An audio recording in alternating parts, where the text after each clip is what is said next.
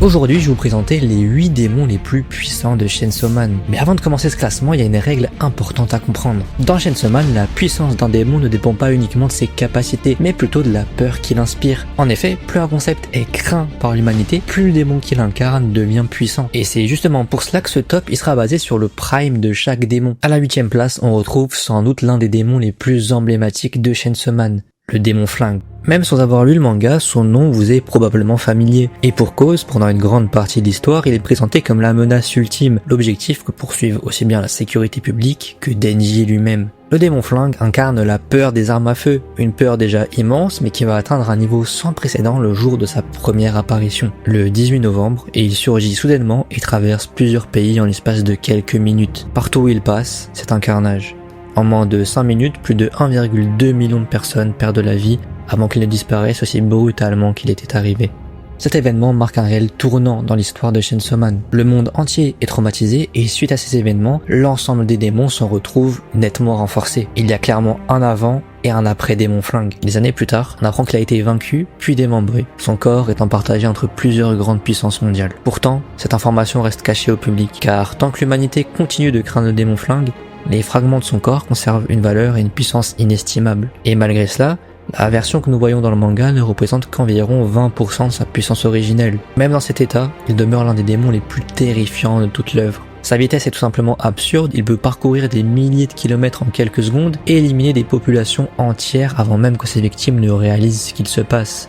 Son corps, recouvert d'armes à feu, agit comme un arsenal mobile, capable de transformer n'importe quelle zone en champ de bataille. Mais ce qui le rend véritablement cauchemardesque, c'est ses capacités de tir automatique. En un instant, il peut sélectionner certaines catégories de personnes dans un large rayon et les exécuter avec une précision inhumaine. Pas besoin de viser, pas besoin de réfléchir, la mort frappe instantanément. À lui seul, le démon flingue a traumatisé l'humanité entière et redéfini ce qui signifiait être un démon dans Chainsaw Man. Il n'était plus question d'une simple menace locale ou d'un monstre difficile à vaincre, le démon flingue est devenu une catastrophe mondiale.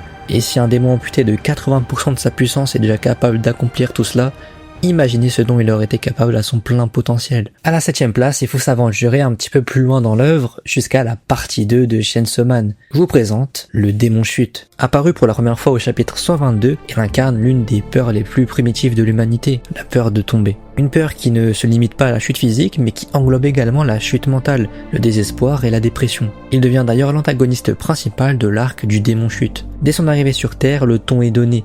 Le démon se façonne un corps à partir de cadavres mutilés, lui offrant cette apparence aussi macabre qu'inoubliable. Puis, contre toute attente, il adopte le rôle d'un chef cuisinier, préparant un repas destiné à être servi au démon de la mort, dont l'arrivée est annoncée comme imminente. Très vite, une chose devient évidente. Le démon de la chute n'agit pas pour son propre compte. Contrairement à de nombreux démons, il ne cherche pas à massacrer l'humanité par simple plaisir. Son unique préoccupation est d'accomplir la mission qui lui a été confiée. Peu après son apparition, Asa Mitaka se retrouve piégé par ses pouvoirs, avant d'être sauvé par Yoru. Mais ce n'est pas un hasard. Asa et Yoru sont précisément les cibles du démon de la chute. Son objectif est clair, capturer le démon de la guerre afin d'en faire un plat destiné au démon de l'enfer. Et c'est là qu'on comprend à quel point cette entité est terrifiante. Le démon de la chute fait partie des peurs primaires, les démons les plus puissants de l'univers de Chainsaw Man. Son statut lui confère une forme de quasi-immortalité ainsi qu'un facteur de régénération phénoménal. Peu importe les blessures qu'il subit, l'abattre définitivement relève de l'exploit. Mais ce n'est que le début. Il est capable de communiquer directement avec l'enfer,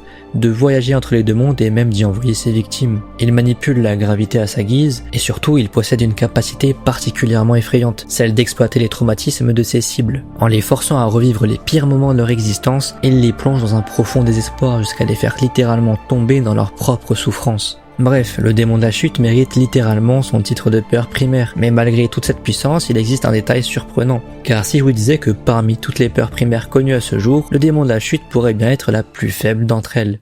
En top 6, on retrouve une autre peur primaire, le démon vieillesse. Et honnêtement, il est probablement l'un des démons les plus étranges de Chainsaw Man. Mentionné pour la première fois au chapitre 170 avant d'apparaître dans le chapitre 173, il possède immédiatement l'une des entrées les plus marquantes du manga. Son apparence est à elle seule dérangeante, un amas de chair desséché, de membres déformés et de crânes entassés les uns sur les autres, comme si le poids des siècles avait fini par prendre forme. Mais ce qui rend le démon vieillesse fascinant, ce n'est pas seulement son apparence. Contrairement à la plupart des démons, il ne cherche ni à conquérir le monde, ni à massacrer l'humanité.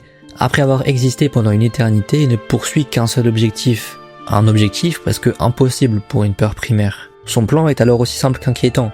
être dévoré par Chainsaw Man afin d'effacer définitivement le concept de vieillesse de la réalité. Non pas par haine ou encore par vengeance, mais simplement parce qu'il est curieux de voir ce que deviendraient les humains dans un monde où personne ne vieillirait. Pour atteindre ce but, il s'allie à la sécurité publique et participe à un plan destiné à faire apparaître Chainsaw Man. Mais lorsque Pochita refuse de le dévorer, le démon vieillesse perd patience et il enferme alors Denji et Asa dans un monde qu'il a lui-même créé. Une immense forêt sans fin où personne ne peut mourir, où les pouvoirs deviennent inutiles et dont il est impossible de s'échapper sans sa permission. En bref, une prison déguisée en paradis. Et c'est là qu'on réalise à quel point cette entité est monstrueuse. Comme toutes les peurs primaires, le démon vieillesse est pratiquement immortel. Il possède une régénération phénoménale, peut voyager entre les mondes, accéder à l'enfer et manipuler le vieillissement lui-même. Mais ses capacités vont encore plus loin. Il est capable d'arrêter le temps, d'infliger des dégâts à distance sans effort apparent et d'éliminer certains des personnages les plus puissants du manga en un instant. Même Yoru peine à le menacer sérieusement tandis que Denji peut être neutralisé d'un seul mouvement. Et pourtant, malgré toute cette puissance, le démon vieillesse reste incroyablement passif, comme s'il avait dépassé depuis longtemps le besoin de prouver sa supériorité. Au final, c'est peut-être ce qui le rend le plus effrayant. Car si une créature aussi puissante avait réellement voulu détruire le monde, il est fort probable que le manga se serait terminé dès son apparition. En top 5, on retrouve probablement le démon le plus terrifiant de la partie 1. Le démon Ténèbres. Il apparaît pour la première fois dans le chapitre 64 et contrairement à beaucoup d'autres démons de ce classement, sa réputation ne repose pas sur une longue présence dans le manga. Au contraire, le démon des ténèbres n'apparaît que pendant quelques chapitres, mais cela lui suffit pour laisser une impression que très peu de personnages ont réussi à égaler. Cette créature est une peur primaire, l'incarnation de l'une des plus anciennes peurs de l'humanité.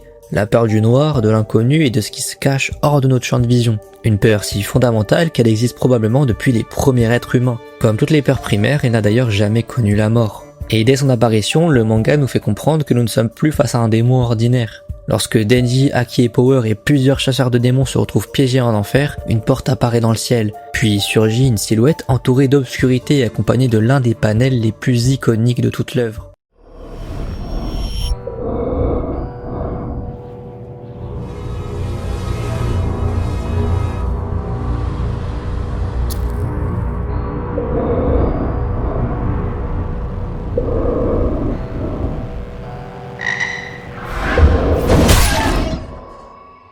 Tous les combattants présents comprennent une chose, ils n'ont absolument aucune chance. Le démon des ténèbres massacre les humains, les hybrides et les démons qui osent l'approcher sans même sembler faire attention à eux. Tous sont balayés avec une facilité presque humiliante. Sa puissance est difficile à définir tant elle semble dépasser les règles habituelles du manga. Il manipule les ténèbres elles-mêmes, peut mutiler ses adversaires à distance, provoquer des hémorragies par un simple regard, invoquer des lames capables de neutraliser la régénération de leurs victimes et se régénérer presque instantanément tant qu'ils demeurent dans l'obscurité. Mais ce qui le rend véritablement effrayant, c'est l'impression qu'il dégage. Contrairement au démon flingue qui détruit tout sur son passage ou au démon chute qui poursuit une mission précise, le démon des ténèbres ressemble davantage à une force de la nature. Il n'a pas besoin de se mettre en colère, il n'a pas besoin de faire de discours, sa simple présence suffit à faire comprendre qu'il évolue dans une catégorie complètement différente du reste des démons. Et lorsqu'on sait que même Makima a dû intervenir personnellement pour permettre à tout le monde de fuir l'enfer, on comprend rapidement pourquoi tant de lecteurs considèrent encore aujourd'hui le démon des ténèbres comme l'un des entités les plus effrayantes jamais apparues dans Chainsaw Man. Faisons une petite pause sur les démons des peurs primaires et passons au personnage suivant. En top 4, on retrouve Yoru, le démon de la guerre. Et pour ce placement, une précision importante. Nous parlons donc ici de Yoru à son apogée, celle qui, à la fin du manga, a retrouvé presque l'entièreté de ses pouvoirs. En effet, car lorsqu'on la rencontre au début de la partie 2, Yoru est loin d'être au sommet de sa forme. Autrefois, elle faisait partie des 4 cavaliers d'Apocalypse, aux côtés de Makima, Fami et du démon de la mort. Mais après son affrontement contre Chainsaw Man, une grande partie de son pouvoir disparaît.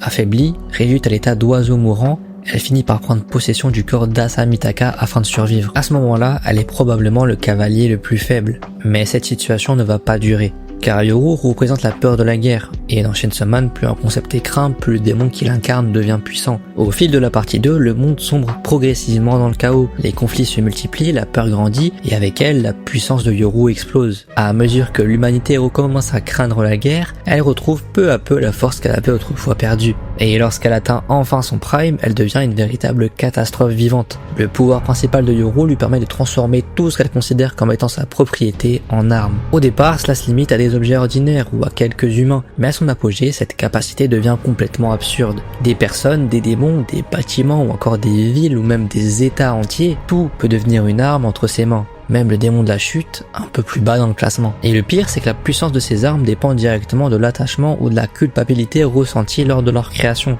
Autrement dit, plus le sacrifice est important, plus l'arme devient dévastatrice. Cette logique, elle atteint son paroxysme lorsque Yuru commence à utiliser ses propres enfants comme armement. Le démon flingue et le démon tank, qu'elle considère comme ses descendants, deviennent littéralement des extensions de son arsenal. Grâce à eux, elle obtient des armes capables de rivaliser avec les plus grandes puissances de l'œuvre. Et ce n'est que le début. À la fin du manga, sa vitesse dépasse celle de combattants déjà monstrueux comme Yoshida ou Quincy. Sa force physique devient telle qu'elle peut écraser des démons de premier plan en un seul coup. Elle développe également des attaques capables de provoquer des explosions comparables à des frappes nucléaires et manipule des armes à une échelle jamais vue auparavant. En sacrifiant des dizaines de milliers de personnes à travers un contrat, elle transforme même la Statue de la Liberté en arme vivante capable de tirer des projectiles gigantesques à travers le monde entier. Contrairement à Makima qui cherchait à contrôler le monde ou au démon vieillesse qui souhaitait simplement mourir, Yuru est guidé par quelque chose de bien plus fondamental, le conflit, la guerre et sa nature. Partout où elle passe, les tensions augmentent et les affrontements se multiplient. Et selon le démon de la mort lui-même, une Yuru revenue à sa pleine puissance est capable non seulement d'empêcher l'apocalypse annoncé, mais également de créer un scénario encore pire, une guerre sans fin. Quand on réalise que la guerre est probablement l'une des peurs les plus universelles de l'histoire humaine, on comprend rapidement pourquoi Yuru mérite sa place aussi haut dans ce classement. Car à son prime, elle n'est plus simplement le démon de la guerre. Elle devient l'incarnation de tous les conflits de l'humanité. Et nous arrivons enfin au top 3. Et à cette place, on retrouve probablement l'un des personnages les plus importants de Chainsaw Man, Pochita. Le petit chien tronçonneuse qu'on découvre dès le premier chapitre, mais derrière cette apparence adorable se cache en réalité l'une des entités les plus terrifiantes ayant jamais existé. Car avant d'être le cœur de Denji, Pochita était connu sous un tout autre nom, le héros de l'enfer. Le démon que tous les autres démons craignent plus que n'importe qui. Et lorsqu'on comprend réellement pourquoi, on réalise qu'il mérite largement sa place dans ce classement. Contrairement à la majorité des démons, Pochita ne s'est jamais contenté d'être puissant. Son existence même représente une menace pour l'ensemble de la création. Car lorsqu'un démon est tué, normalement il renaît. C'est la règle fondamentale de l'univers de Chainsaw Man. Les démons meurent sur Terre, réapparaissent en enfer, puis reviennent à nouveau dans le monde des humains. Un cycle sans fin qui existe depuis toujours. Mais Pochita est capable de briser cette règle. Lorsqu'il dévore un démon, ce dernier ne meurt pas simplement. Il disparaît, définitivement, son existence est effacée, son nom est oublié, son concept cesse d'exister. Et c'est là qu'on comprend pourquoi il est si dangereux. Le monde lui-même a été remodelé par ses actions. Certaines tragédies n'ont jamais existé, certaines peurs ont disparu. Et lorsque quelque chose est effacé, la réalité s'adapte immédiatement comme si cette chose n'avait jamais été là. Imaginez un instant qu'un démon représentant un concept fondamental soit dévoré. Les conséquences seraient tout simplement impossibles à mesurer. Et c'est précisément ce qui fait de Pochita une anomalie dans le système de pouvoir de Chainsaw Man. Personne ne comprend réellement ses motivations, personne ne sait où il apparaîtra. La seule certitude, c'est que lorsqu'on entend le bruit de ses tronçonneuses, il est déjà trop tard. Et pourtant, malgré toutes ses prouesses, malgré sa capacité à réécrire la réalité elle-même, il existe encore deux entités que je considère supérieures à lui. Nous voilà enfin au top 2. Et à cette deuxième place, règne l'un des démons qui domine littéralement l'univers de Chainsaw Man, le démon de la mort. Depuis le début de l'œuvre, la mort est omniprésente. Derrière chaque combat, chaque tragédie et chaque démon se cache toujours la même finalité. La peur de la guerre existe parce qu'on a peur de mourir. Et la peur de vieillir existe parce qu'on sait qu'au bout du chemin nous attend la mort. Toutes les peurs finissent par converger vers elle. Et dans un monde où la puissance d'un démon dépend directement de la peur qu'il inspire, cela devrait théoriquement faire du démon mort l'être le plus puissant qu'il puisse exister. Pourtant, ce qui rend ce personnage aussi fascinant, ce n'est pas seulement sa puissance, c'est le mystère qui l'entoure. Pendant une immense partie de la partie 2, les lecteurs attendent son apparition. On sait qu'elle existe, on sait qu'elle approche. On sait qu'elle est liée à la prophétie de Nostradamus et à une catastrophe capable de bouleverser le monde entier. Mais impossible de savoir où elle se trouve. Et pendant ce temps, un autre personnage attire toute l'attention, le supposé démon famine. Une figure mystérieuse qui manipule les événements dans l'ombre, orchestre des complots à grande échelle et semble toujours avoir plusieurs coups d'avance sur tout le monde. Pendant des dizaines de chapitres, les lecteurs sont persuadés d'avoir affaire au cavalier de la famine. Puis arrive l'un des plus grands retournements de situation de toute la partie 2. Lorsque le véritable démon famine finit par apparaître, la vérité éclate enfin. La personne que tout le monde appelait famine, c'était le démon mort depuis le début. Pendant tout ce temps, la plus grande menace de l'univers évoluer sous les yeux des lecteurs sans que personne ne réalise sa véritable identité. Et soudainement, tout prend un sens différent. Le démon chute qui agit selon ses ordres, les manipulations à l'échelle mondiale, les événements d'église Chainsaw Man, une grande partie de la partie 2 était en réalité influencée directement ou indirectement par le démon mort. Mais c'est à ce moment-là que Fujimoto décide de prendre tout le monde à contre-pied, parce que le démon mort n'est pas le monstre que l'on imaginait. Elle ne rêve pas de détruire l'humanité et elle ne cherche pas à conquérir le monde. Elle ne souhaite même pas régner sur les autres démons. En réalité, son rêve est incroyablement banal. Elle veut simplement vivre, passer du temps avec ses amis, profiter des moments simples, manger, discuter et rire, avoir une vie normale. Le problème, c'est qu'elle est incapable d'obtenir cette vie, parce qu'elle est la mort. Et c'est là que son personnage devient presque tragique. Depuis le début de l'histoire, nous avons vu des personnages prisonniers de leurs conditions, mais aucun ne l'est autant qu'elle. Sa simple existence représente une menace pour le monde entier.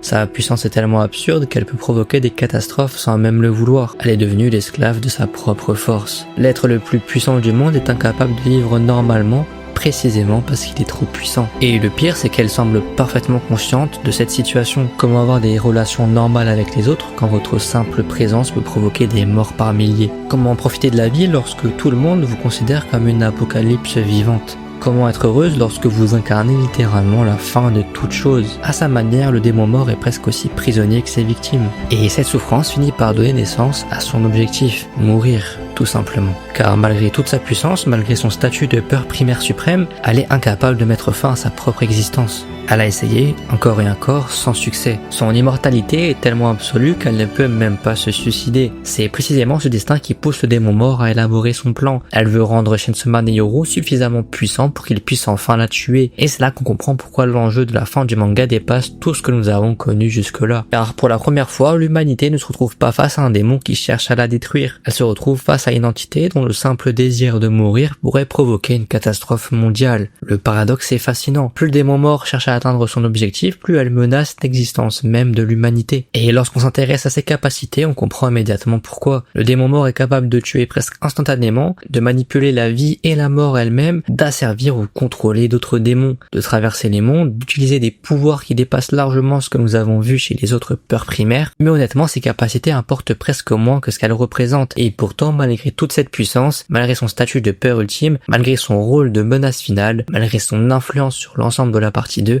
je ne la place qu'en deuxième position. Car il existe encore un être dont l'existence est à mes yeux encore plus fondamentale. Un être qui à lui seul, par une suite d'événements, a fini par devenir le démon le plus puissant qui n'ait jamais existé. Un démon si fort qu'elle a littéralement mis fin au manga là où personne ne pouvait l'anticiper. Cette fois, ce n'est plus un cavalier de l'apocalypse ou encore une peur primaire. C'est quelque chose de bien plus simple en apparence mais de beaucoup plus terrifiant. C'est ce qui se passe après la disparition du démon mort. Dans cette logique, le démon mort, la plus grande peur primaire de toutes, finit par être dévoré par Chainsaw Man. Et à cet instant précis, l'équilibre du monde bascule. Parce que si la mort n'existe plus, alors tout le système des peurs s'effondre et se réorganise. Il n'y a plus de fin naturelle, plus de limite ultime. Dans ce nouvel équilibre instable, certaines peurs autrefois secondaires prennent une importance totalement disproportionnée.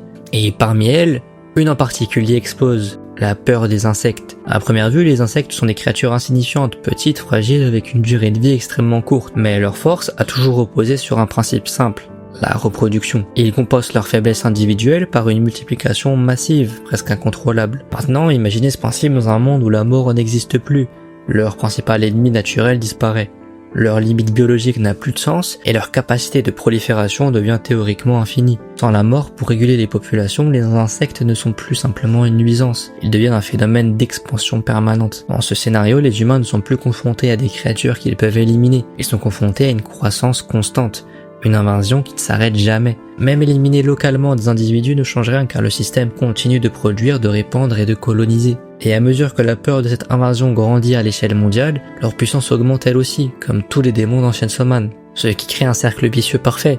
Plus ils se répandent, plus ils sont craints, et plus ils deviennent capables de se répandre. Dans ce contexte, même des identités normalement au sommet de la chaîne de puissance se retrouvent en difficulté. Yoru est mise à mal directement en enfer alors qu'elle est extrêmement puissante, et même Pochita, pourtant capable d'effacer les concepts entiers de la réalité, s'est fait one shot. Les démons insectes sont en réalité si puissants qu'ils ont littéralement mis fin à un manga en détruisant son propre monde.